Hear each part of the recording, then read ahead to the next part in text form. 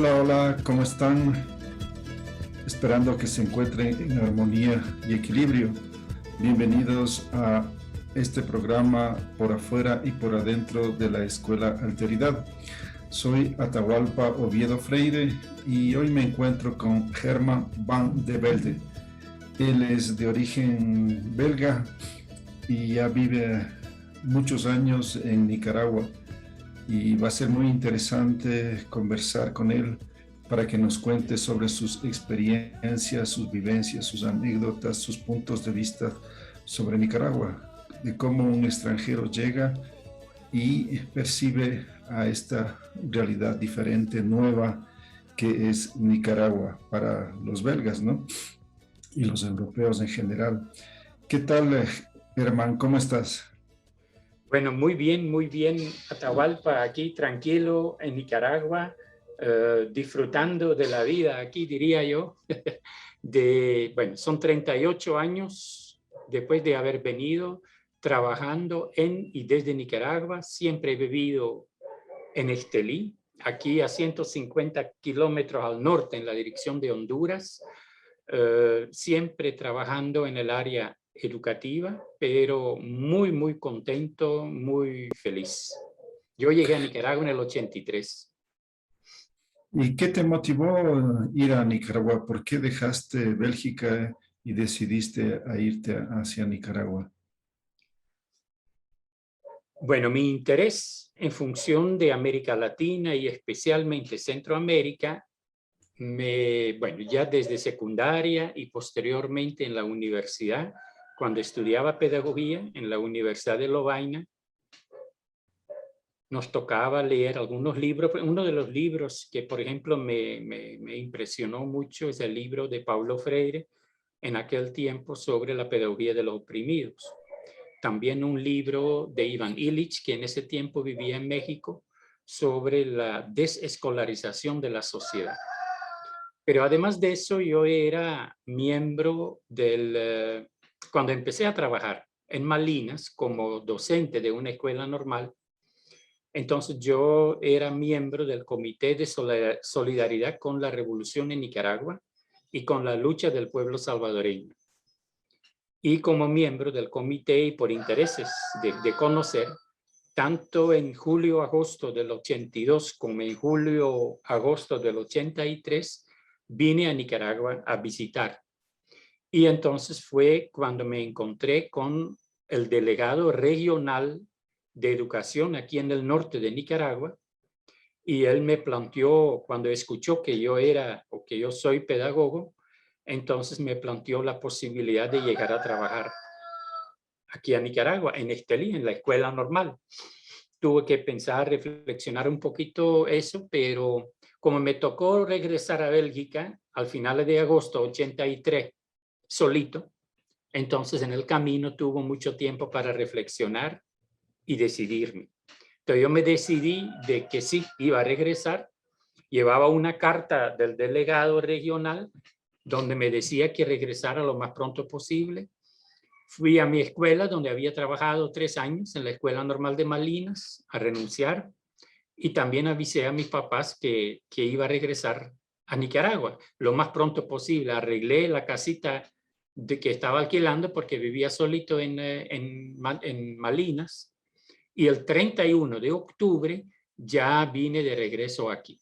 Entonces los motivos, bueno, son cosas concretas como la invitación que me hicieron, pero al otro lado el sentimiento de solidaridad con la Revolución Popular Sandinista y además el deseo de conocer desde adentro toda esa dinámica revolucionaria aquí en el país, aunque no era tan fácil porque en ese tiempo ya estaba en camino, estaba realizándose la guerra de la contrarrevolución. O sea, no era tan fácil todo eso, ¿verdad? Porque, bueno, la revolución fue en el 79, el triunfo de la revolución, y muy pronto desde afuera, desde Estados Unidos, se empezó una guerra en contra de Nicaragua en ese tiempo. Entonces yo vine también en un contexto prácticamente de guerra, a trabajar aquí en la escuela normal en el norte de Nicaragua. ¿Y te ¿Fue fácil o difícil adaptarte a Nicaragua, a una nueva realidad, dejar Bélgica? ¿Fue algo complejo o te adaptaste nomás rápidamente? Mire, Atahualpa, para mí, yo considero que no, si lo miro 38 años después, ¿verdad? De verdad no lo miro como algo complicado. Yo venía muy decidido. Yo planteé a mis papás de que renuncio a la Escuela Normal de Malinas, decido ir a Nicaragua y si me adapto en cuanto a, por ejemplo, la comida, la calor, muy diferente emocionalmente, mi idea es quedarme en Nicaragua. O sea, desde el inicio yo planteé ese deseo de quedarme en Nicaragua. Yo estoy sumamente agradecido al pueblo de Nicaragua por la forma como me recibieron, esa actitud hospitalaria del pueblo de Nicaragua. Nunca me he sentido solo y realmente yo no he tenido muchas relaciones así con extranjeros. Yo me acuerdo, Atabalpa, que en aquel tiempo, cuando yo recién venido, había un español, un compañero español aquí me decía, mira, Herman, te invitamos todos los miércoles con internacionalistas, como nos llamaban en ese tiempo. Nos reunimos los miércoles, la tarde, en la noche, para convertir, conversar. Nunca fui, ni una vez fui. Y realmente, bueno, igual el primer periodo yo tuve que dedicar muchísimo tiempo y muy intensivamente para aprender el idioma, porque cuando yo vine, solo hablaba como algunas palabras en español. Y vine el 31 de octubre y el 1 de marzo tenía que empezar a trabajar en la escuela normal como docente.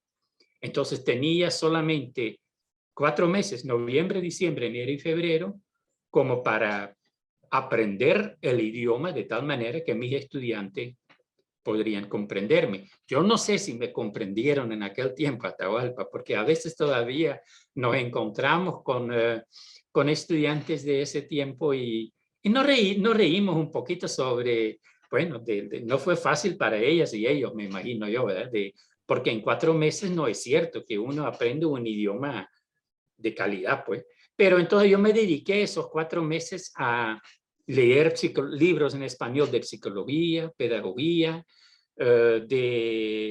todos los días iba a clase, 1 hora con un profesor de aquí, de Estelí, que me daba tareas, y en las noches, todas las noches me integraba a lo que en aquel tiempo se llamaban los CEP, colectivos de educación popular. Esos fueron colectivos que se organizaban en los barrios para darle seguimiento a los resultados de la Cruzada Nacional de Alfabetización. Entonces, esto era como colectivos de educación popular para garantizar de que quienes se habían alfabetizado no iban a recaer nuevamente en el analfabetismo. Entonces, yo me integraba ahí, pero escuchando a la gente de que la forma de hablar, del vocabulario, no tanto para que hablara yo, sino más bien escuchar y de familiarizarme con el lenguaje de la gente de los barrios, ¿verdad? Entonces eso supuestamente fue para mí muy, muy interesante. Yo quisiera solo decir una cosita a Atahualpa. Con frecuencia a mí me preguntan, 38 años, ¿y vos qué haces allí? ¿Qué has hecho allí? Y esa pregunta, Atahualpa, yo la puedo contestar con una sola palabra. Lo que para mí significa o ha significado vivir, trabajar en Nicaragua y desde Nicaragua, porque últimamente tenemos un proyecto más allá de Nicaragua, sino a nivel de nuestra América. Pero esa palabra, lo que yo he hecho aquí, es aprender. Toda mi vida ha sido un aprendizaje enorme. Te puedes imaginar mi formación como pedagogo en Lovaina, un país de una universidad, un país, un país rico, esa universidad. Entonces, pues, cuando yo vine aquí en español, con libros, de fuentes totalmente diferentes, entonces eso fue sumamente interesante. Para mí fue un complemento de mi propia formación. Y siempre yo digo, esa es la ventaja que tenemos las y los docentes, que quienes más aprenden en un aula de clase, si se trabaja bien, no son ni las y los estudiantes, es el docente. o la docente, porque al compartir y al conversar con estudiantes, uno también va a aprender, bueno, consolida su propio aprendizaje, hay que prepararse y compartir es la mejor forma para consolidar lo que ya sabes, y escuchar es la mejor forma para seguir aprendiendo y seguir creciendo, porque cuando yo hablo, yo digo lo que ya sé, pero cuando escucho, me puedo dar cuenta de lo que todavía no sé, y ahí voy aprendiendo y creciendo. Y yo le he disfrutado de eso muchísimo, muchísimo en estos 38 años, tanto los años que he trabajado en Nicaragua, también cuando trabajé durante 10 años a nivel de 4 países de Centroamérica, Honduras, Guatemala, El Salvador y Nicaragua. Y los últimos 10, 11 años que tenemos un proyecto donde trabajamos en Nicaragua, pero también con proyección a nivel de toda América Latina. Entonces, de verdad, aprender, esta ha sido mi vida y estoy muy, muy contento por eso y lo quiero seguir haciendo. Cuéntanos, Germán, ¿cómo fue la situación cuando tú llegaste? Más o menos explícanos qué pasaba en Nicaragua en ese tiempo en que tú recién aterrizaste en Nicaragua. Bueno, eso fue una situación muy complicada, ¿verdad? Porque era una situación de guerra. Entonces yo me acuerdo que mi primer lugar donde yo viví fue en un barrio periférico de Estelí. Estelí es una ciudad, como ya decía, en el norte. Y fue en el norte de Nicaragua, ya cerca de Honduras, donde la guerra, fue uno de los lugares donde la guerra se hizo sentir más, era la guerra de la contrarrevolución financiada por los Estados Unidos, directamente desde Honduras y desde Costa Rica. Fue emocionalmente una situación muy fuerte. Por ejemplo, como yo vivía en un barrio totalmente periférico de la ciudad, entonces había todo un movimiento de defensa de la ciudad en todos los barrios, los últimos barrios a cada lado de Estelí. Y entonces a mí me propusieron de repente de que formara parte de la vigilancia revolucionaria. Y efectivamente lo hice, tuve que aprender a manejar el AK y en la noche pasar allí vigilando una vez a la semana, una vez cada 15 días, ¿verdad? Al otro lado, las situaciones que se presentaron, yo me acuerdo todavía, tengo imágenes de que de lejos allí se miraba los helicópteros que dejaron caer bombas, o la gente que después de un ataque que hubo, los muertos que llegaban ahí. Y más aún, Atahualpa, yo trabajé 4 años en la escuela normal como pedagogo. Entonces, esto fue 84, 85, 86, 87.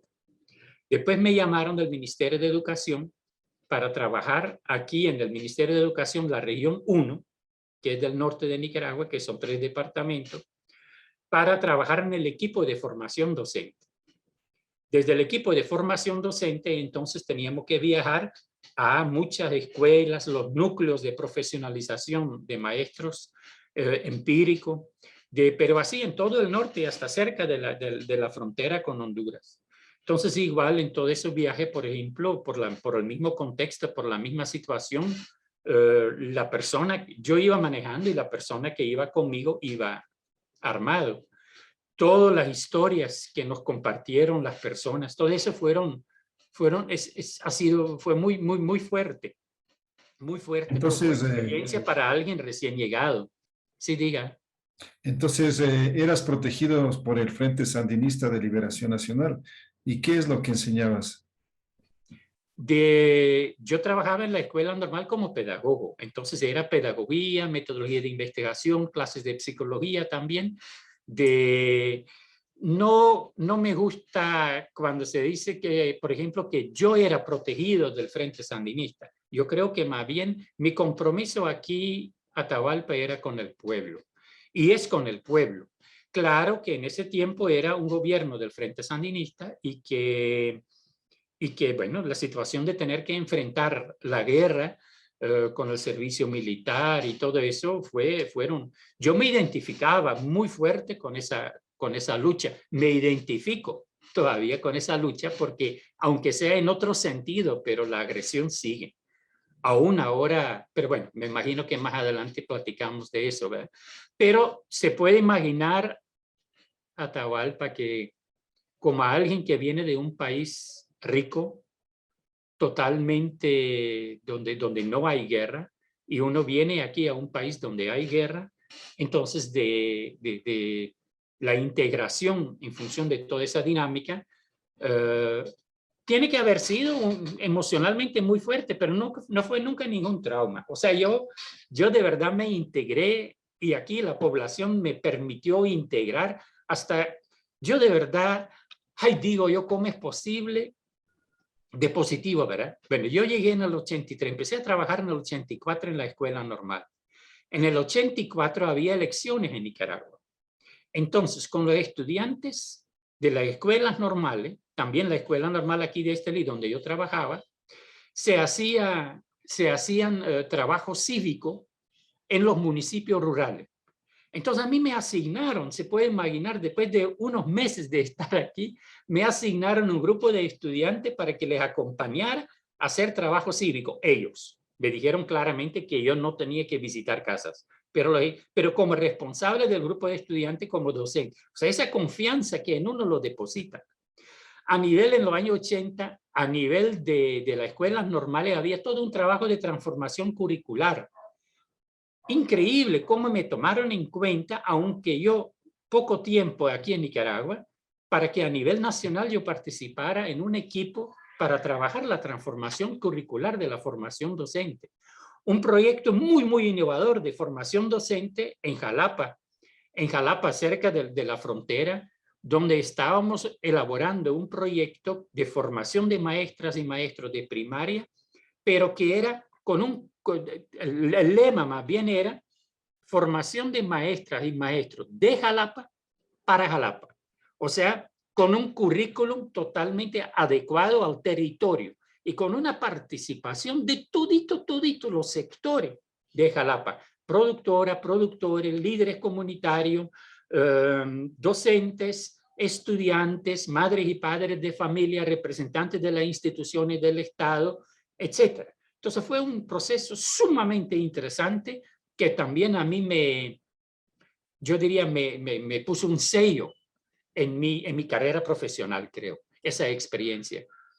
¿Y cuáles serían los resultados? ¿Podrías decir que fue positivo? ¿Decir que lo que se ha logrado ha sido qué? ¿Qué han logrado concretamente? Mira, en el 90 hubo elecciones de nuevo, ¿verdad? Y entonces ahí es donde el Frente Sandinista perdió las elecciones y cambió el gobierno al gobierno de doña Violeta Barrios de Chamorro.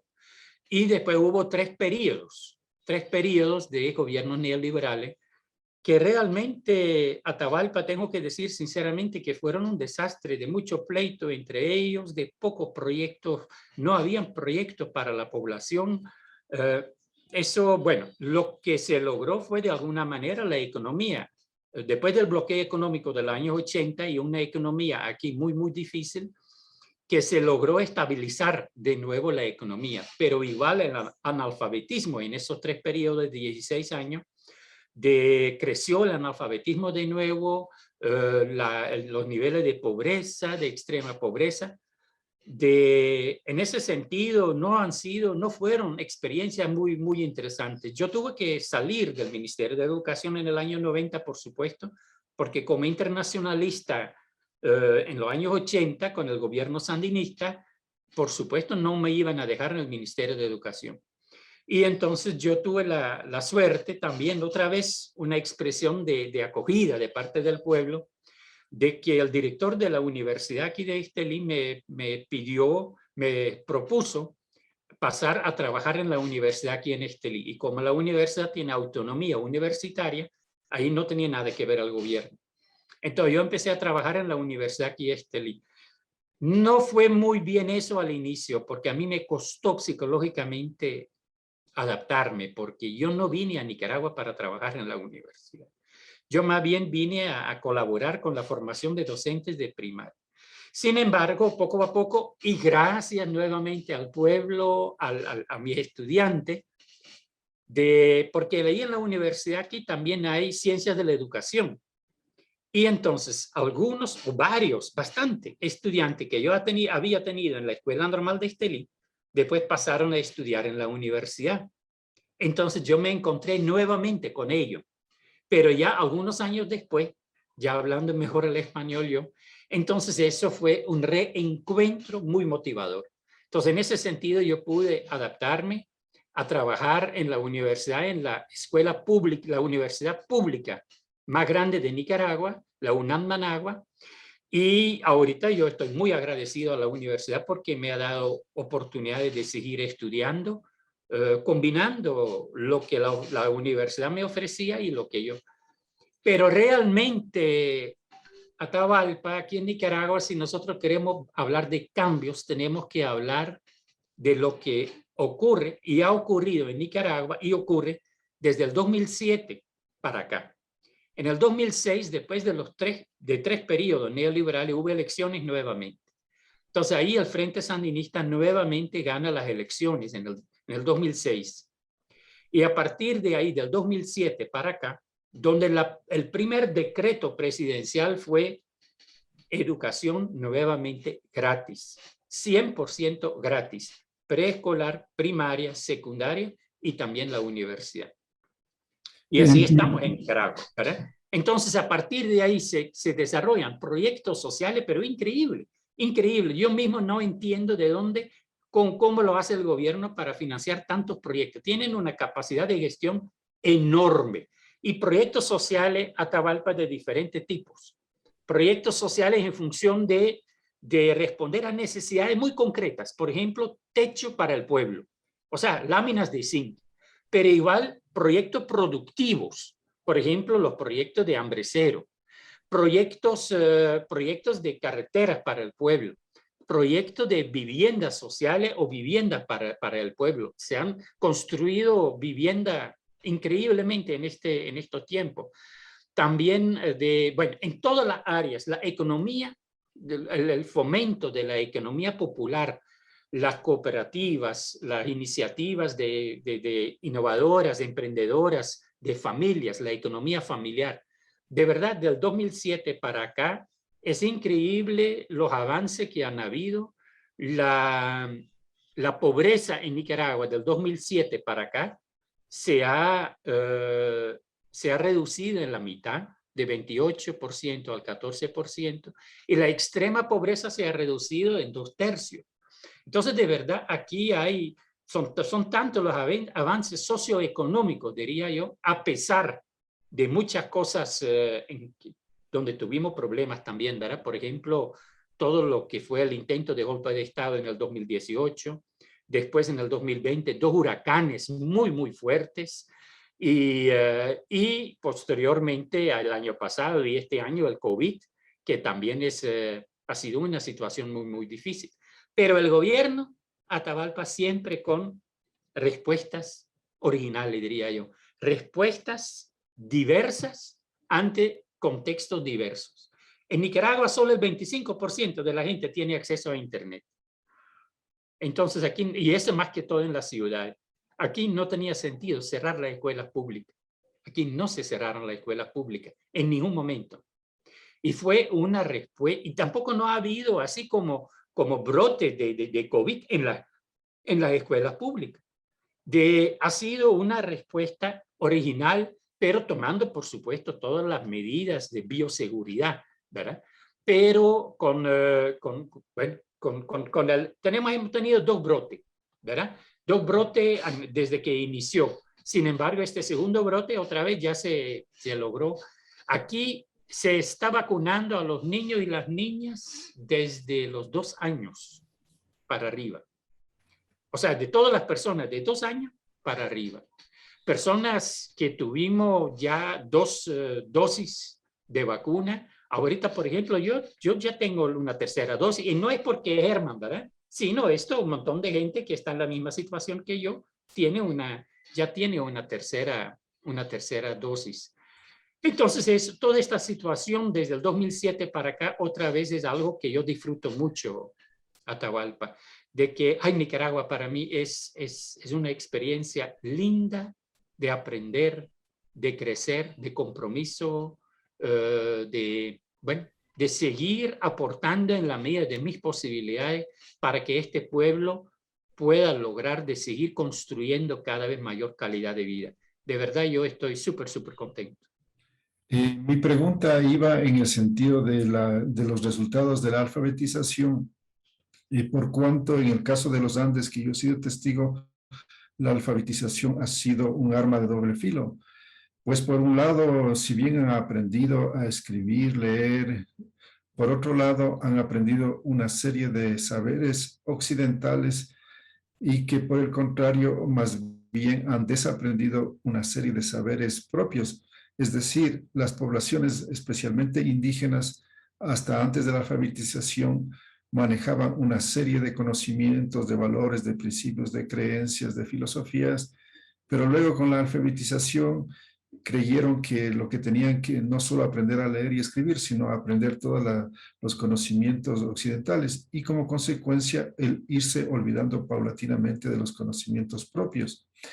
Y por el otro lado, el problema está justamente en que cada vez lo que han asimilado a partir de estos procesos de alfabetización es una serie de conceptos eurocéntricos de izquierda y más no una serie de principios que podrían continuar y pervivir y consolidar en el tiempo y en el espacio. Es decir, no se ha seguido un camino propio, un camino milenario, un camino que base desde sus propias experiencias milenarias, sino que se han impostado una serie de conocimientos desde el occidente, desde la izquierda occidental.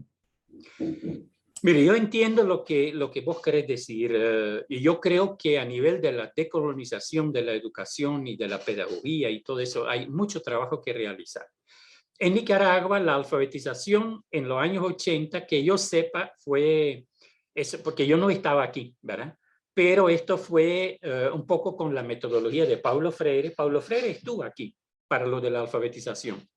Y entonces fue un intercambio muy fuerte entre lo que es jóvenes de la ciudad y el campesinado en el área rural. Una experiencia muy interesante y donde con más del 50% del analfabetismo se redujo hasta un 12-13%.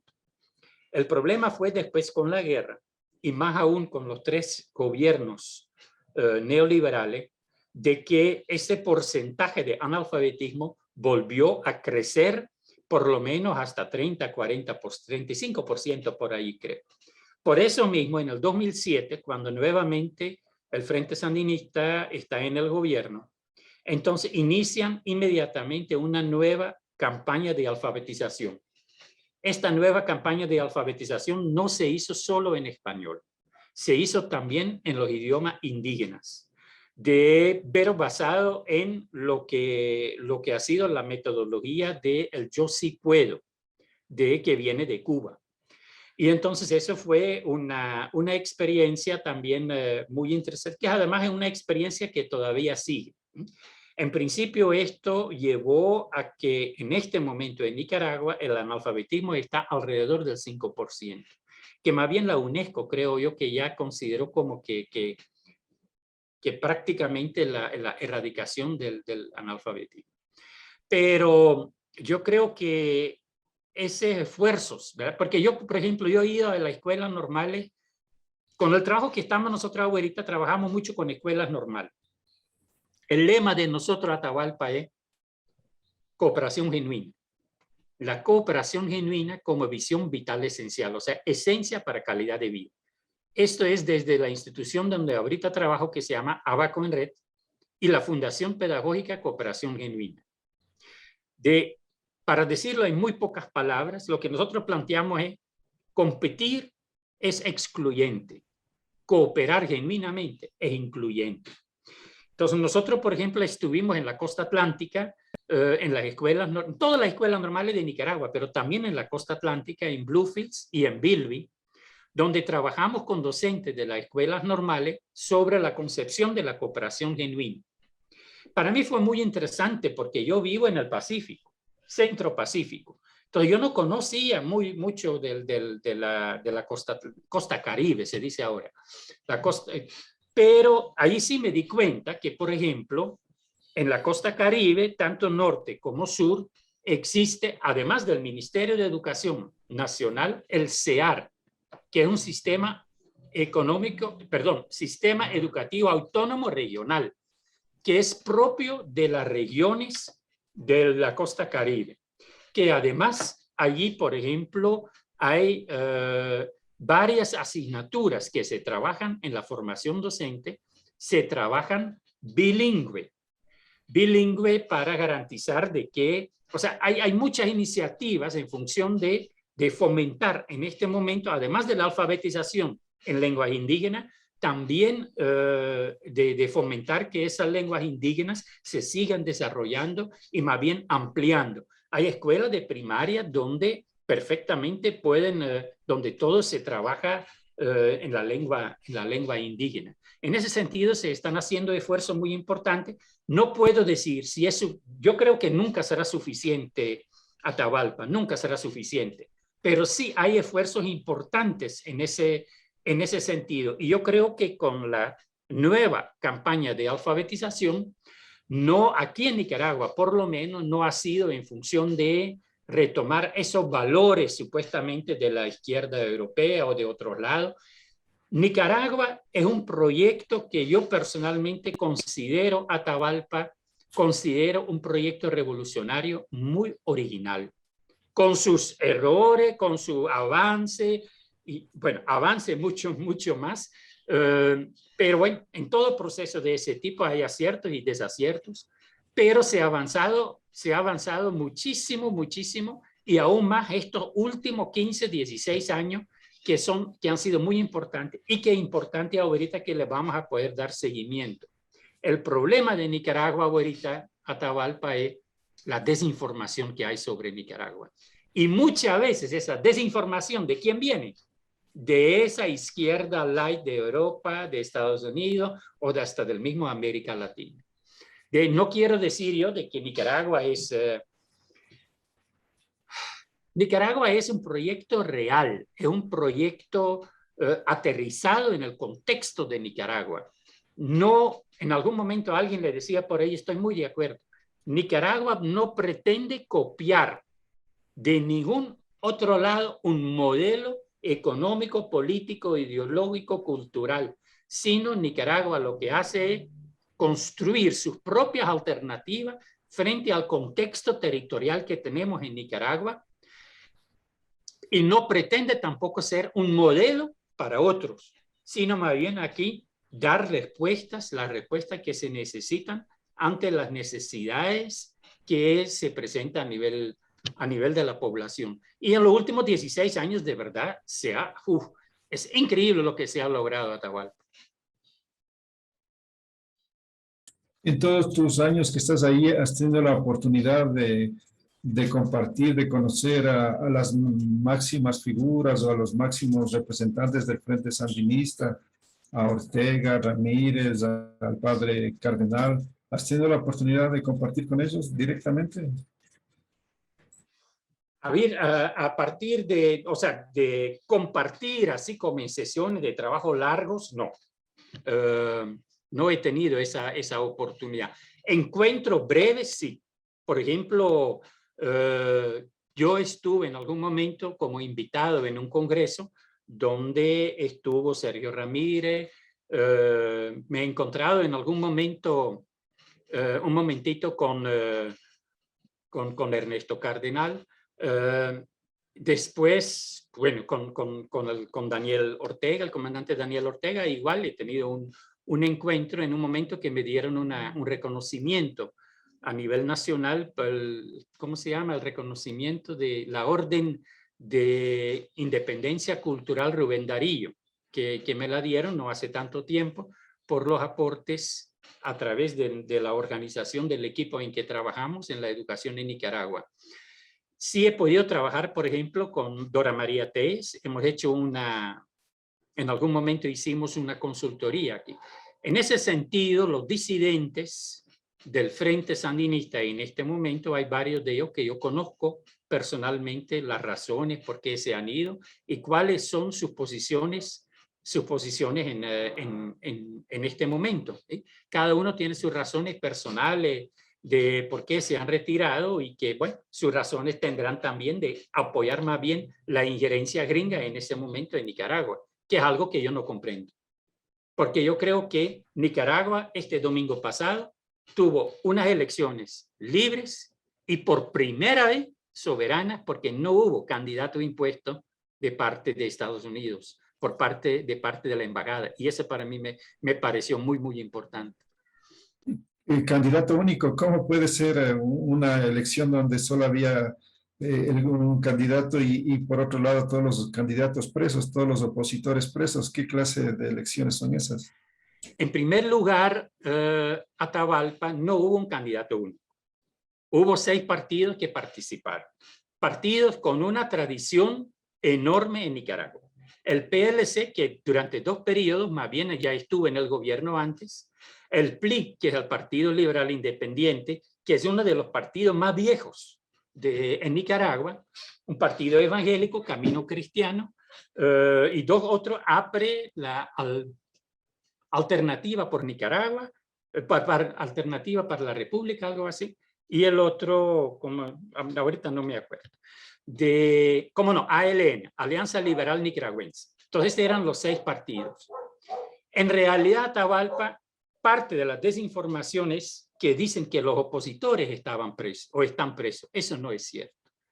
Quienes están presos son delincuentes. Son delincuentes y no eran ni candidatos ni precandidatos. O yo no sé, si yo de repente digo o alguien dice, dentro de 5 años yo quisiera ser presidente de Nicaragua. Si por eso es precandidato, por decir eso, bueno, entonces sí. Pero ellos no tenían ninguna afiliación partidaria, no estaban inscritos como precandidatos en ningún partido, ni eran candidatos, mucho menos todavía. En este caso, bueno, tenemos que partir de lo que pasó en el 2018. En el 2018, aquí en Nicaragua, y también hubo mucha desinformación sobre eso, hubo una situación muy difícil, muy complicado y financiado desde afuera a través de organizaciones como yo diría una guerra interna, porque de verdad fue un enfrentamiento militar. Eso no fue una cuestión de represión de parte del gobierno o del ejército. El ejército no salió ni a la calle. La policía en algún momento los metieron dentro de sus lugares, retirados para no provocar. Sin embargo, Atahualpa, si vos mirás los videos donde entranques que hicieron en las calles, donde quemaron a gente sandinista vivo, donde quemaron edificios de instancias estatales, alcaldías, de ambulancias, centros de salud. Increíble, increíble. Y sí hubo enfrentamientos militares donde, bueno, ahora, en aquel tiempo, la desinformación, ¿verdad? En aquel tiempo se decía 800 muertos. Para mí no tenía por qué haber habido ni un muerto, pero sí hubo como 250, 300. Pero la mayor parte de esos muertos era gente sandinista, Atahualpa, y eso no lo dicen. No, ellos dicen como que fue todo culpa, pero hubo enfrentamiento directo en eso. Ahora, como no se logró el cambio de gobierno, porque eso es lo que pretendían, o sea, el golpe de Estado, como no se logró, claramente estaba previsto que para este año de elecciones, iba a haber nuevamente una situación como la del 2018 y financiado desde afuera. Entonces el gobierno oportunamente logró identificar quiénes estaban o quiénes estaban detrás de eso. Y, por ejemplo, en el sentido de que aquí hay que, cuando uno recibe, nosotros también, si recibimos financiamiento de afuera para proyectos, hay que rendir cuenta ante el Ministerio de Gobernación. Entonces, habían de esas organizaciones que recibían millones de dólares y no querían rendir cuenta, o rendían cuenta falsamente. Entonces, a partir de allí, todavía el año pasado, se empezó todo un proceso de investigación, se le llamaba a esa gente, y donde habían claros indicios de que habían cosas ilegales, según las leyes de Nicaragua, que son leyes muy similares que en todos los demás países, Atahualpa. Entonces, entonces sí, echaron preso a esa gente, pero que más bien fueron delincuentes en el 2018, que querían repetirlo ahora nuevamente.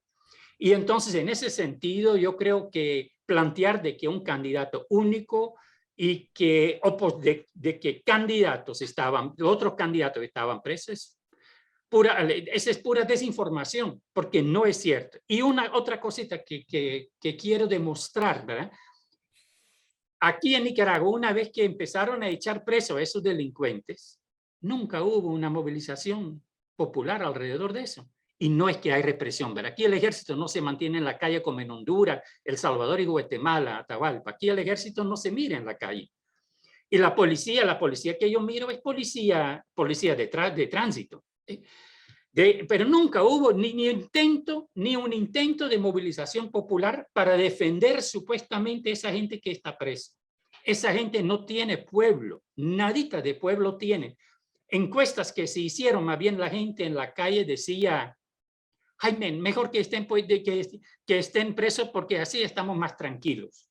Y efectivamente, todo el periodo preelectoral, el mismo día de las elecciones, todo el ambiente fue sumamente tranquilo. 65% de la población fue a votar, yo diría masivamente, porque sabiendo del COVID, sabiendo que desde afuera, por orden de los Estados Unidos, llamaron a abstenerse en las elecciones, entonces el hecho de que haya votado 65% de la población ha sido un logro enorme, enorme. Y bueno, ya los resultados los conocemos, ¿verdad? Ganó el frente con 75%. Estás diciendo, o tal vez se podría interpretar, de que Ernesto Cardenal ha perdido la visión, es un contrarrevolucionario, un reaccionario, es alguien contra el pueblo. ¿Se podría pensar eso? Ernesto Cardenal en sus últimos años, antes de morir, él ya no era activo, ¿verdad? El asunto de Ernesto Cardenal, lo que yo interpreto, pero es muy subjetivamente, ¿verdad? Yo no pretendo decir la verdad, Tabal. O sea, desde mi plática al inicio con vos hasta ahorita, y todo el tiempo yo les digo, yo hablo como Herman comprometido con este proceso revolucionario en Nicaragua y lo quiero seguir haciendo. O sea, para mí no es que yo digo, yo soy una fuente independiente. No, no es cierto. Yo soy parte de este proceso y con gusto, decido por eso. La interpretación que yo tengo con respecto al contexto de Ernesto Cardenal es que él ha tenido roces personales desde los años 80 hasta su muerte, roces personales muy fuertes con la vicepresidenta, con Rosario Murillo. Los dos estaban a nivel de cultura y entonces esos roces que tuvieron hizo, creo yo, que él poco a poco se iba apartando de la revolución. Al otro lado, Miguel de Escoto, que era Miguel de Escoto Bravo, que era otro sacerdote que fue ministro ministro de Relaciones Exteriores en el año 80. Entonces, él siguió con la revolución, con el Frente Sandinista también hasta que murió, ¿verdad? O sea, hay siempre de los dos lados, ¿verdad? En todo caso, llama la atención porque toda la izquierda de Latinoamérica, o casi toda, o la mayoría, están contrarios, son críticos al proceso de Nicaragua, es particularmente lo que ha sucedido en los últimos años. Es más, en las últimas votaciones que hubo en la OEA hace pocos días, incluso el gobierno de Bolivia se abstuvo. Es decir, todos o casi todos o la mayoría cuestionan lo que está pasando en Nicaragua. Es decir, que la izquierda está perdida, no comprende lo que sucede.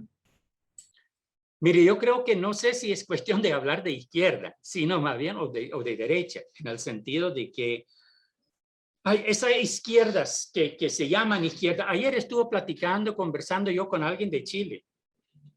Y entonces el supuesto candidato de la izquierda de Chile para las próximas elecciones también condenó o dijo que las elecciones en Nicaragua no fueron confiables, ¿verdad? Pero yo le pregunté entonces de que quién come.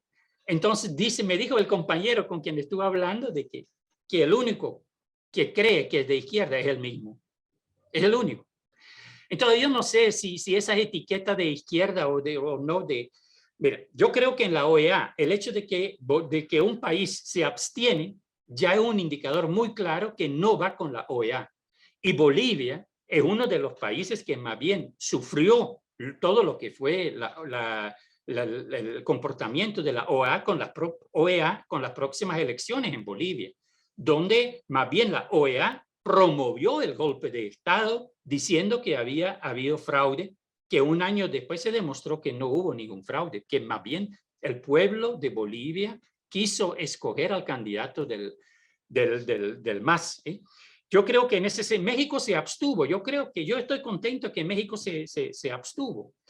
A nivel de la diplomacia internacional, Atahualpa, hay muchas cosas por medio. Lo que yo sí estoy clarito, que la OEA está totalmente dominado por los Estados Unidos. Y los Estados Unidos defienden sus intereses o tienen sus intereses en muchos países de América Latina y no quieren permitir que haya un país como Nicaragua que defiende su soberanía y que quiere construir también una segunda independencia, pero de verdad, de los Estados Unidos. Entonces eso es algo que ellos no quieren que otros países de repente después van a querer hacer eso también. No creo que hay muchos países que tienen tantos avances a nivel social, por ejemplo, como Nicaragua en los últimos 15 años. Diga. ¿Qué clase de revolución es en la que el esposo y la esposa son presidente y vicepresidenta? ¿Qué clase de revolución es esa? ¿Acaso no hay otros personajes?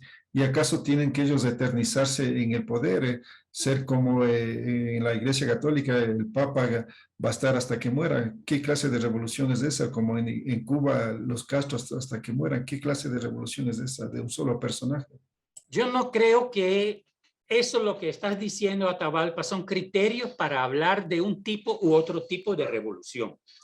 Yo creo que aquí lo que hay que ver en Nicaragua, de que la figura de Daniel Ortega dentro del sandinismo es una figura histórica de muchísima importancia en función de la unidad del sandinismo. Y cuando digo sandinismo y no Frente Sandinista de Liberación Nacional, uno tiene que conocer a fondo la historia del sandinismo en Nicaragua para entender y comprender que el Frente Sandinista de Liberación Nacional no es un partido como cualquier otro partido. Y yo igual tuve que aprender eso porque desde Bélgica yo tengo otras experiencias. Pero ese movimiento del sandinismo, ese sentir del sandinismo a nivel histórico y que se le da continuidad todavía en este momento, es, creo, lo único que que nos permite comprender porque esa es la pregunta siempre, ¿verdad? ¿Por qué otra vez Daniel Ortega? Entonces, ¿por qué Daniel de verdad tenía que ser nuevamente el candidato a la presidencia? Y en cuanto a Rosario, creo que también hay que vivir el proceso en Nicaragua para entender el aporte estratégico que Rosario ha hecho, tanto a nivel de comunicación como la estrategia de cara al progreso social, los proyectos sociales de parte de ella, la comunicación con el pueblo todos los días al mediodía.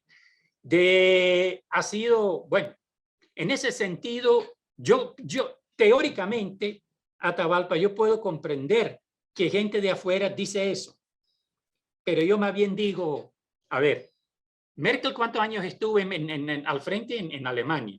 En Bélgica no hay ninguna limitación para que bueno, los reyes, solo hablan, bueno, ni hay que mencionarlo, ¿verdad? Heredado, peor. Y para ser primer ministro en Bélgica, lo puede ser, no digo que así es, ¿verdad? Pero no hay ninguna limitación en cuántos periodos uno puede ser. Al otro lado, yo digo siempre, cuando dicen, ¿por qué Daniel? ¿Por qué Rosario? Yo digo, en cualquier partido en el mundo, ¿quién define? ¿Quién decide? quiénes van a ser sus candidatos para elecciones. Entonces, la respuesta que me dan es la militancia del partido, es lo que lo decide. O el Nicaragua, burocratismo. no, Podría en ser el Nicaragua, burocratismo, porque el partido es el que absorbe todo y a la final el que absorbe es el buró político y a la final es el líder. Eso ha pasado en Cuba, eso ha pasado en todos los países en donde son reyes de izquierda a la final. aquí yo puedo garantizarte que más del 90% de la militancia sandinista está de acuerdo o está a favor de que Daniel, o estaba a favor de que Daniel nuevamente fuera el candidato. La figura de Daniel, por su historia, porque también durante los 16 años de neoliberales Atahualpa, Daniel nunca se alejó del pueblo. Él se puso al frente de la lucha por las reivindicaciones del pueblo también durante esos gobiernos. Y eso es lo que ha logrado que igual el Frente Sandinista logró nuevamente llegar al gobierno. ¿Sí? Pero yo diría, si hablamos de soberanía, dejemos que los nicaragüenses lo decidan. Y no me incluyo, ¿verdad? Porque yo todavía no soy nacionalizado, pero que los nicaragüenses lo puedan decidir. Y respetemos que los nicaragüenses lo decidan. A mí me gusta o no me gusta. Pero aquí se decidió, en esas votaciones de ahorita, fue una participación. Yo hice vueltas por diferentes centros de votación y se miraba claramente que había mucho más participación que hace 5 años y una tranquilidad enorme. Y los resultados de las elecciones Atahualpa se validaron el día siguiente. Yo aquí en Estelí nunca había visto una caravana de tanta gente celebrando de que el Frente Sandinista había nuevamente ganado las elecciones. Entonces, nunca había visto en los 38 años una caravana tan grande de motos, de bicicleta, gente a pie, en carro, bueno, y con las banderas, bueno, increíble, increíble. Para mí esto fue una validación también de que de verdad, bueno, una alegría popular.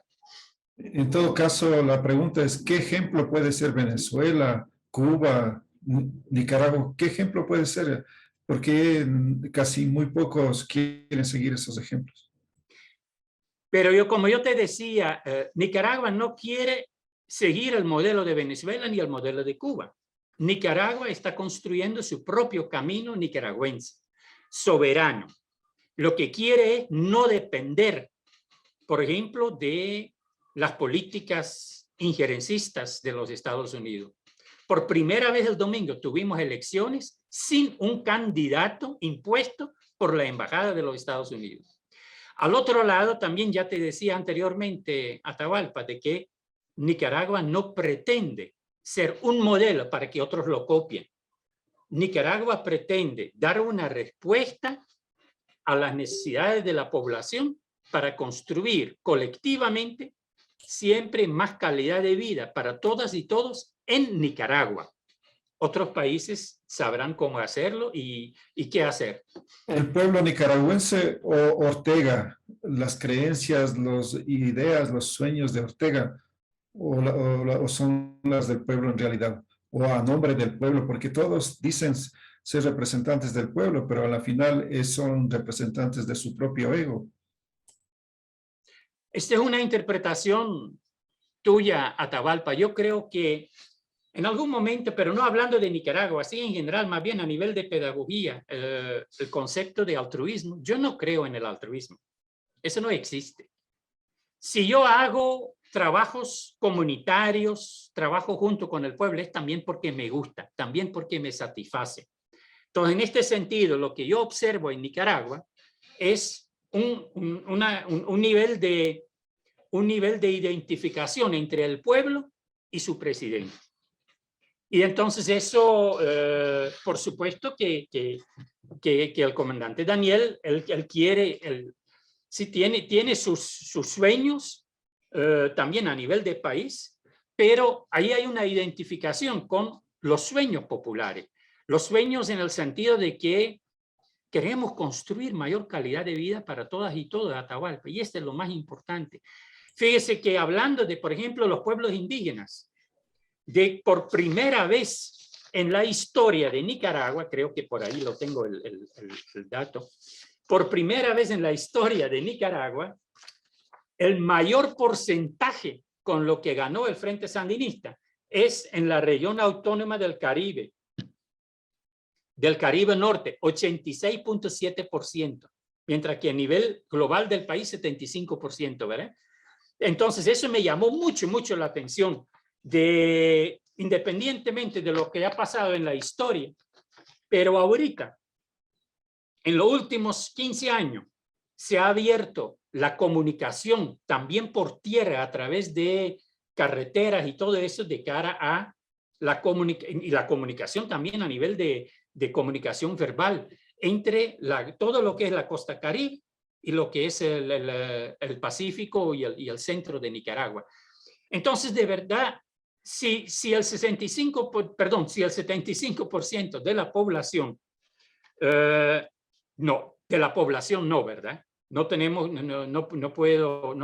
engañar. El 75% de la gente que votó en las elecciones, de ese 65% que votó.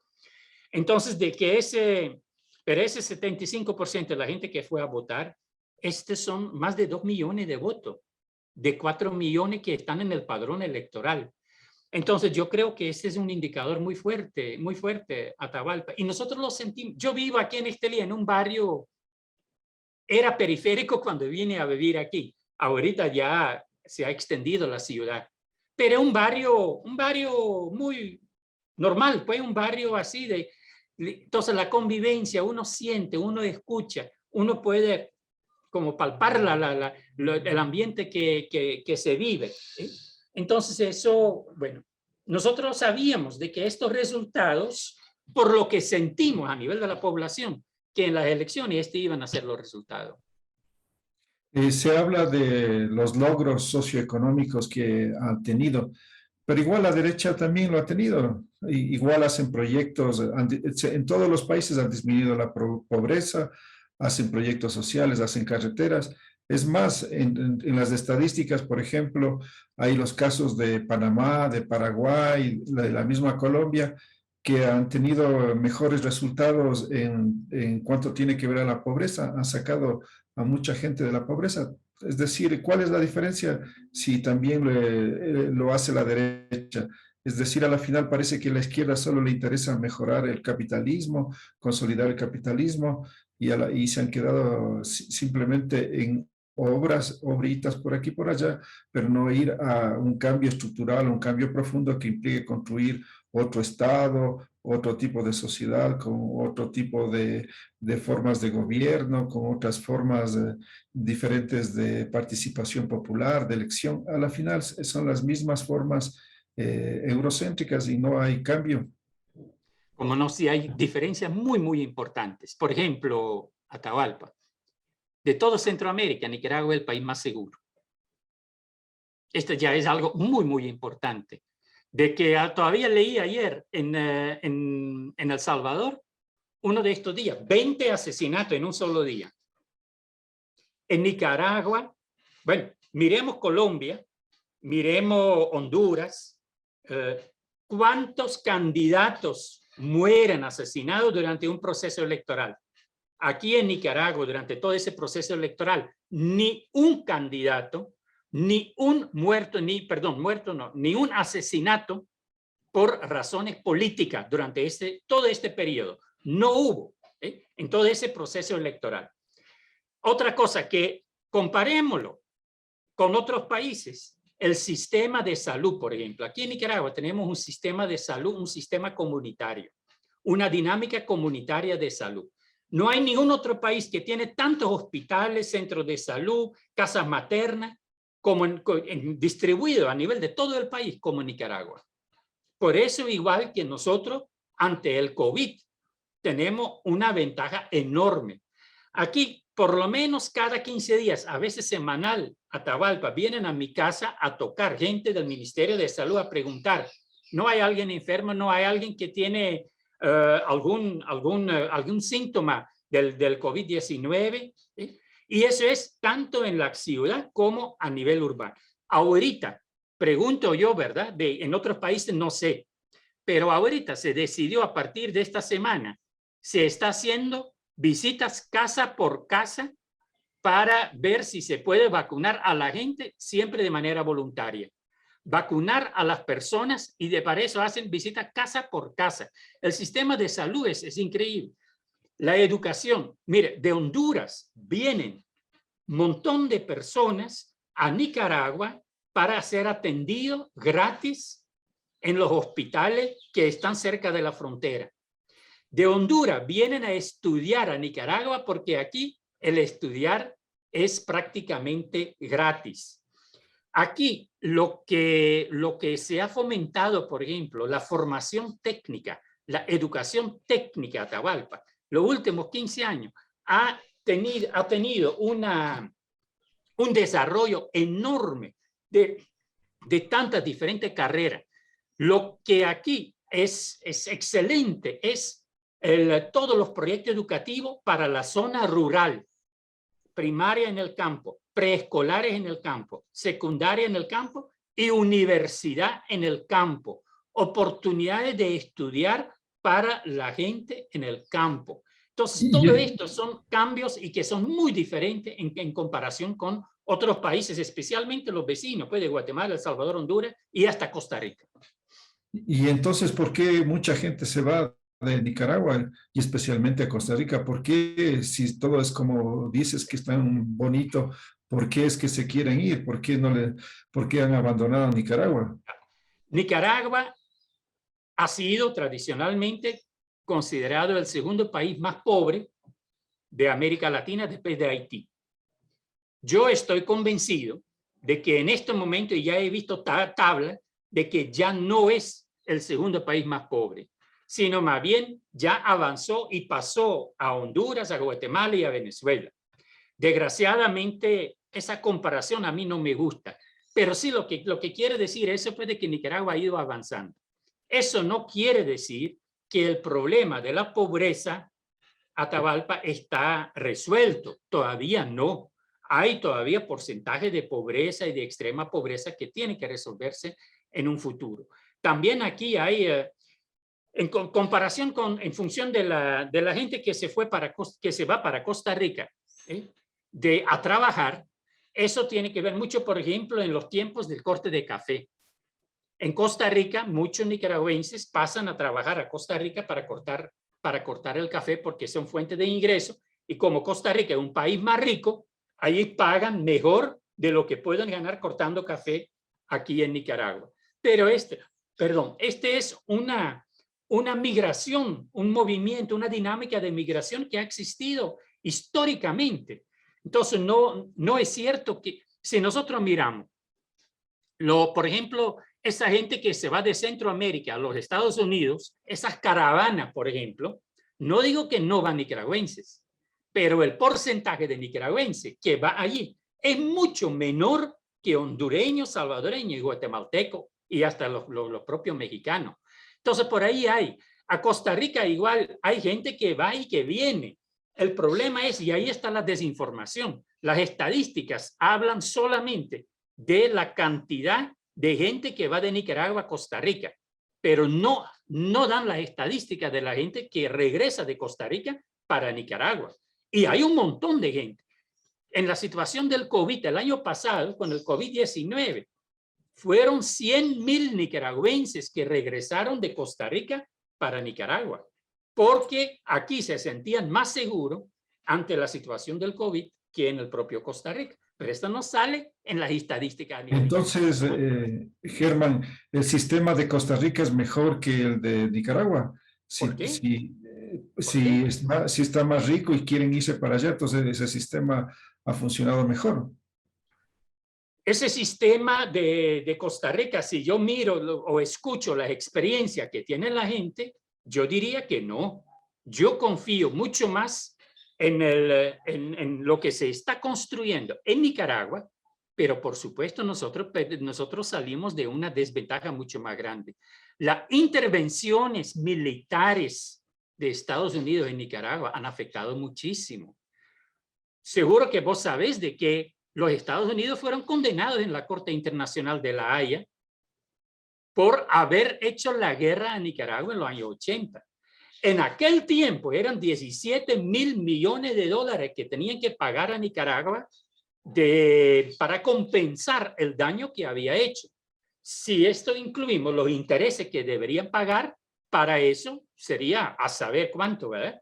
Pero en aquel tiempo eran 17.000 millones de dólares que nunca lo quisieron pagar Atahualpa. Costa Rica no ha tenido que sufrir ese tipo de intervenciones militares, de guerra financiado directamente por los Estados Unidos. Entonces son situaciones diferentes. Yo tengo miedo, Atahualpa, y ese tiene que ver con la misma concepción nuestra de la cooperación genuina, de como visión vital esencial. Yo tengo miedo de comparar, porque cuando comparamos estamos como compitiendo. Y yo no quiero decir Nicaragua es mejor, Costa Rica es mejor, el otro es mejor.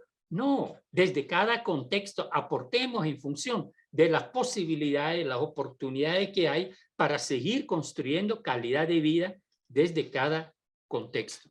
Nosotros podríamos hacer todo un reportaje en Costa Rica, cómo tratan ahí a los nicaragüenses.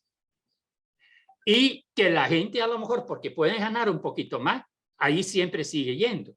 Pero el trato no siempre es como debería ser a nivel de derecho humano o a nivel humano. Entonces, pero bueno, lo que quiero decir es pues, de que no se, en este momento no es comparable Costa Rica con Nicaragua.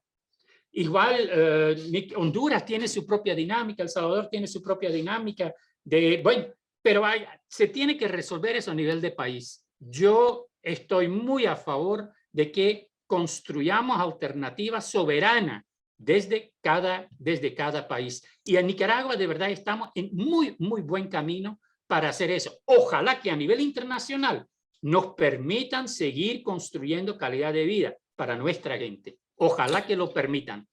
Desde nuestro punto de vista, pensamos que el proyecto capitalista y el proyecto de los llamados ahora progresistas han fracasado. Es decir, para mí lo que sucede en Costa Rica o lo que sucede en Nicaragua o en todos los países con experiencias capitalistas y en otro lado con gobierno izquierda son los dos lados de la misma moneda. Es decir, no son opciones, simplemente unos han logrado ciertos cambios, pero a la final no hay procesos estructurales, no hay cambios que impliquen realmente decir que ha habido un cambio profundo.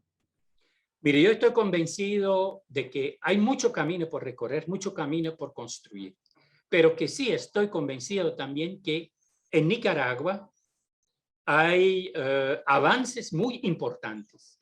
Y en la medida que desde afuera nos permitan seguir construyendo esos avances para la calidad de vida, Nicaragua de repente va a tener una alternativa de desarrollo, ni me gusta la palabra desarrollo, una alternativa de construir calidad de vida para todas y todos muy original y muy diferente.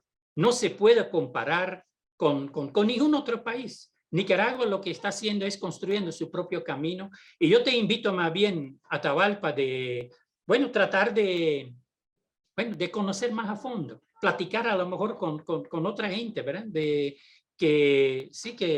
Que tienen la experiencia de las cooperativas, por ejemplo. Hay malas experiencias también, pero hay experiencias tan interesantes. En el equipo nuestro aquí trabaja alguien que tiene experiencia en cooperativa de vivienda, cooperativa de mujeres.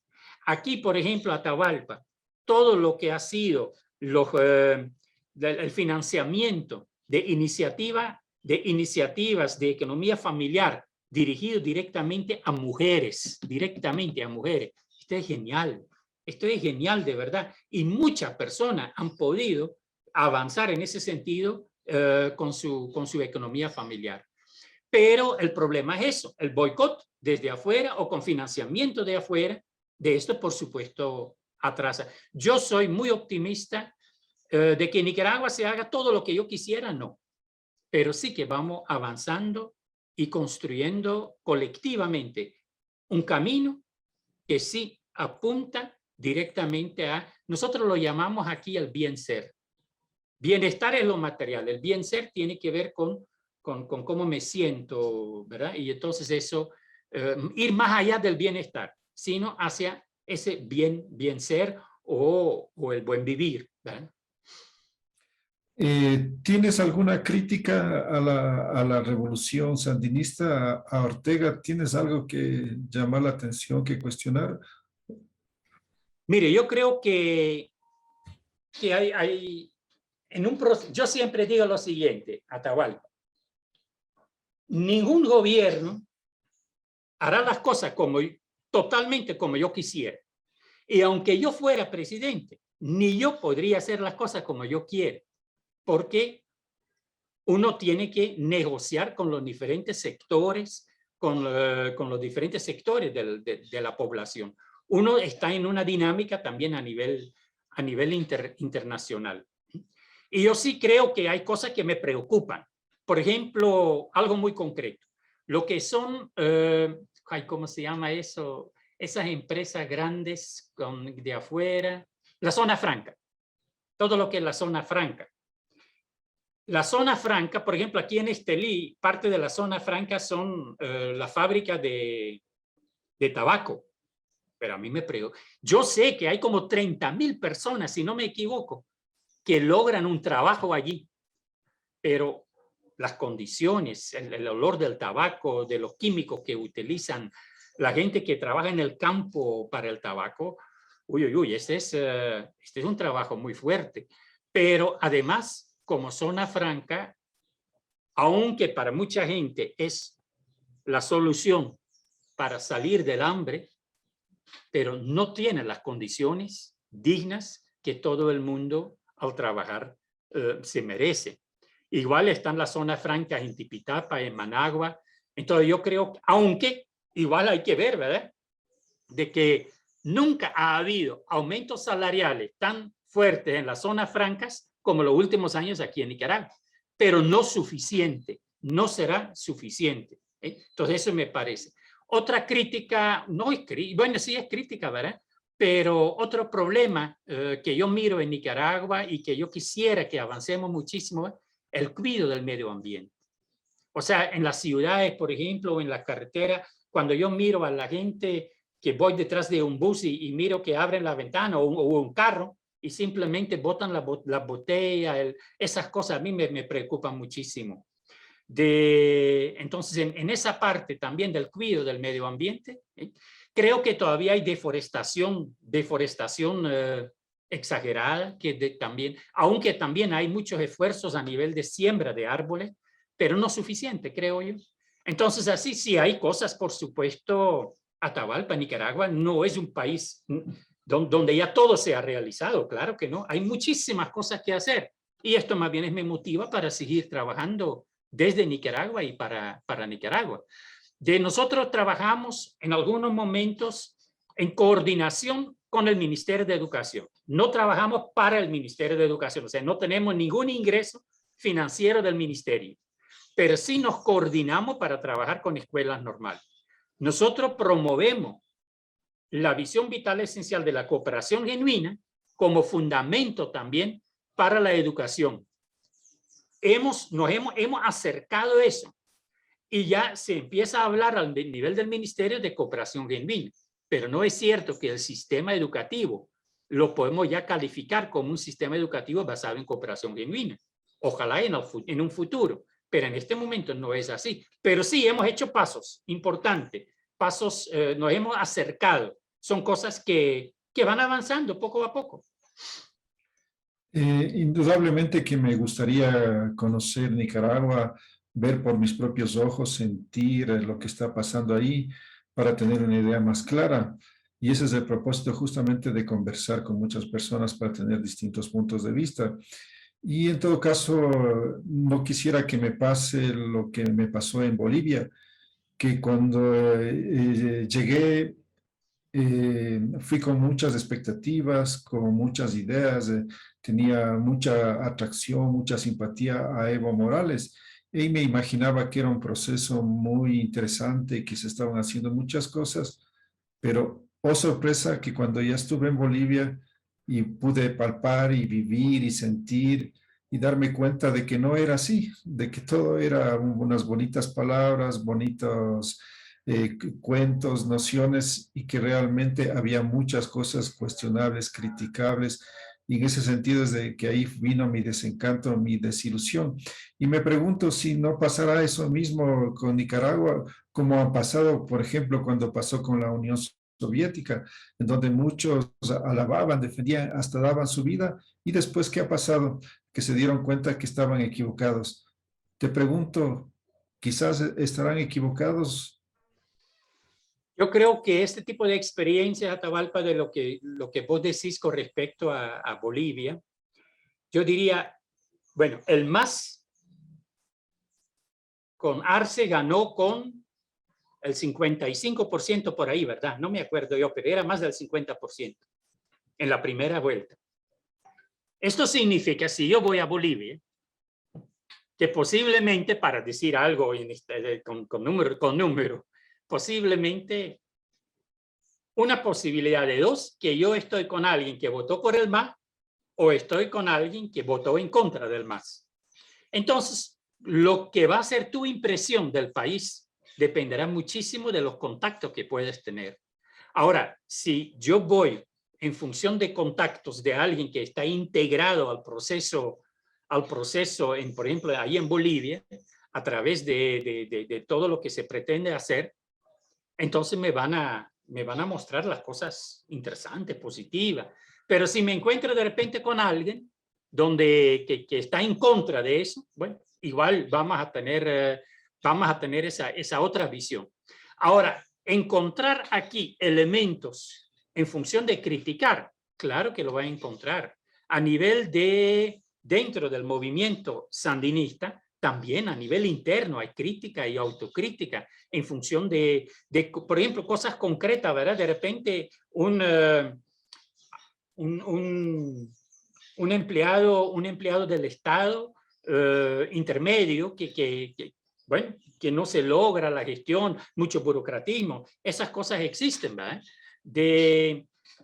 De repente, si te encontrás con policía, puedes tener un policía que es muy humano y que es bien atendido, pero de repente puede uno también que durmió mal la noche anterior y que lo sentís como que medio te trata mal.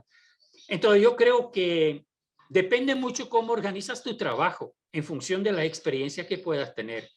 Pero lo importante, creo yo, que es si visitamos un país, que sea sin prejuicio.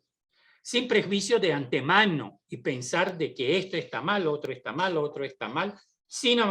Nosotros hablamos de 11 pilares Atavalpa de la cooperación genuina. 11 pilares. En WhatsApp te voy a pasar la imagen que tenemos de eso. El primer pilar de la cooperación genuina es la escucha, el arte de escuchar. Y esto va en función de la habilidad de interpretar desde el punto de vista del otro, saber hacer preguntas de las cuales yo no tengo respuestas. Y esto con la intención de comprender. Entonces, junto el primero con el cuarto, escuchar para comprender. Y cuando digo escuchar, no solo son palabras, ¿verdad? También es escuchar el contexto, lo que observo y todo eso. Escuchar en su sentido amplio. Escuchar para comprender, no escuchar para juzgar ni para responder, sino escuchar con la intención de comprender. Esto me parece muy importante y yo mismo he tratado de hacer eso, de que sí, cosas que yo de repente digo, uy, me extraña eso que aquí en Nicaragua se hace tal cosa, entonces, pero reflexionar y tratar de comprender qué hay detrás de eso. Y esto no quiere, uno tampoco no tiene que estar de acuerdo con todo. Imposible será, Atavalpa, como yo te decía, aunque vos o yo fuéramos presidente de un país, no podríamos hacer todo lo que nosotros queremos hacer. Miremos la situación de Perú ahorita. El maestro Pedro Castillo tenía muchos planes, muchas cosas que quería hacer, pero ha tenido que retroceder, ¿verdad? Porque él no tiene ni mayoría en el Parlamento. Entonces, estas son realidades que se viven también. Bien, muy interesante. Para finalizar, si hacemos una relación entre Bélgica y Nicaragua, ¿cuántos belgas quisieran ir a vivir a Nicaragua? Que eso que muy pocos, casi nadie. Yo creo que no serán tantos, pero yo prefiero 1000 veces vivir en Nicaragua y no en Bélgica. Porque en Bélgica, yo digo el individualismo, pero no tanto el individualismo a nivel de personas, sino el individualismo a nivel de núcleo familiar es muy fuerte, muy fuerte. El consumismo también es muy, muy fuerte. Aquí la vida social es mucho más agradable. A lo mejor tiene que ver también con el clima, ¿verdad? De que aquí Navidad, Año Nuevo, hasta que lo celebramos a veces hasta en la calle, ¿verdad? A las 12 de la noche. Yo nunca me arrepentí de haber venido a Nicaragua, a Atahualpa, y ojalá que se me dé la oportunidad también de morir aquí. O en cualquier país de América Latina, pues porque ya, o sea, en algún momento a mí me preguntaban, ¿te gustaría ir a vivir a otro lado, a otro país en América Latina? Y yo decía, en algún momento, antes yo decía, no, yo me quedo en Nicaragua. Ahorita creo que ya ha cambiado un poquito desde que hace 11 años que también yo he viajado muchísimo, casi todos los países de América Latina, con respecto a compartir sobre esa visión vital esencial de la cooperación genuina. Entonces, de verdad, yo he aprendido a disfrutar también de otro ambiente. En Chile he estado tanto en Punta Arenas, allá en el sur, como en Santiago, como más al norte, igual. Bueno, Argentina, Brasil, bueno, todo de Ecuador. En Ecuador también he estado 2 o 3 veces. Entonces he platicado con gente con gente de educación alternativa, en Bolivia, en Colombia, bueno, aquí en Centroamérica, todos los países, México, Cuba, República Dominicana. Entonces eso, bueno, ya ha cambiado un poquito, pero no quisiera, no sé si lo voy a mantener, ¿verdad? Porque uno no sabe lo que pasa en la vida, pero no me gustaría ir a morir allá en ese país extraño, muy lejos. Bélgica para mí no es ningún ejemplo. Ahí no hay democracia, Atahualpa. Ahí la gente cuando le llaman a elecciones van a votar porque es obligatorio. Entonces van a votar, pero ahí muere la política. Para la población, solamente los políticos siguen en eso, pero la población no participa. Si en Nicaragua vos preguntás aquí a un niño de 10 años sobre política, muy probablemente te contesta muy bien. Aquí el contexto político vive a nivel de la población. Esa es la diferencia. Entonces yo disfruto mucho el ambiente. Nosotros decimos, es mala palabra aquí sí, pero nosotros decimos, yo quiero cachimbo al pueblo de Nicaragua. Yo no sé cachimbo qué quiere decir en Ecuador, pero para nosotros es mala palabra. Pero yo quiero decir un montón, pues de verdad, el pueblo, yo soy muy agradecido frente al pueblo de Nicaragua que me acogió desde el inicio, que siempre he sentido mucho respeto y que la gente que me conoce no me tratan como extranjero. Ese me parece también genial, muy bonito. Por supuesto, si yo voy a un lugar donde no me conocen, entonces me miren como extranjero, ¿verdad? Por el aspecto físico. Eso no puede ser diferente. Bien, Germán, te estoy muy agradecido, muy interesante, importante tener tus puntos de vista y así podemos ir a tener una panorámica, pues hay otros que piensan diferente, tienen otros puntos de vista y como consecuencia, pues siempre va a pasar eso de tener distintas concepciones sobre los distintos lugares. ¿Algo más que quisieras añadir para finalizar? Una invitación. Escuchemos para comprender, no para juzgar. Porque ¿quiénes somos para juzgar sobre otros pueblos? Más bien, promovamos la soberanía, la independencia de cada uno de esos pueblos para que no dependamos de gente de afuera que vengan a decir aquí lo que tenemos que hacer. Porque yo tengo en este sentido una confianza en el pueblo, especialmente en Nicaragua, el pueblo de Nicaragua que sabrá, que seguirá sabiendo qué hacer en función de la construcción colectiva de calidad de vida. Y respeto mucho a este pueblo. Y Atahualpa, a vos muchísimas gracias por la oportunidad de platicar. Yo me acuerdo que al inicio dijiste media hora, creo que tenemos ahorita 1 hora y media. Y ha pasado veloz este tiempo. Muchísimas gracias por la oportunidad de poder compartir. Fue también muy agradable para mí. Muchas gracias. Así es, el objetivo era hacer una entrevista corta, pero se volvió interesante bueno, en verdad te he dejado que no he intentado no cortarte, sino más bien dejarte que fluyas. No he querido ser el típico entrevistador, periodista cizañoso, sino ahí dejar que expongas. Entonces yo te agradezco y esperemos seguir caminando y alguna vez quizás podamos conocernos personalmente. Un abrazo, hasta pronto. Un abrazo, Atabalpa, mucho gusto. Un abrazo fuerte.